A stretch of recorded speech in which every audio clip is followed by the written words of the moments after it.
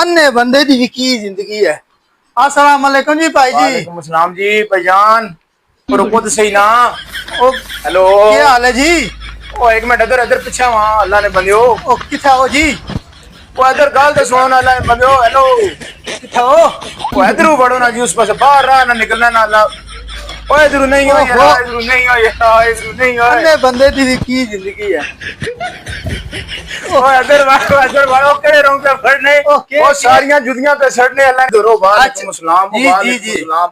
जी ओए अगे आई इधर नेर मचाई, इधर बड़े इधर निकल गए। ओ ओए अगे आई। ओ भाई जी क्या हाल है? ओ इधर आ यार, तो जुतियां नो अल्लाह ने बने अच्छा अच्छा जुतियां ना इधर आ। अच्छा केड़े पता हो इधर इधर बस अन्ने इधर। बंदे दी भी की वो जिंदगी है। जिंदगी तो कोई नहीं, लेकिन असा भी ओ नाल खराब पे करनी हो ना। ओहो इधर सा बड़े आईयां निकल के फिर आईयां तू गाना यार। दस सही है गई। ओ ए केड़ी दुकान है? ये करियाने की दुकान है।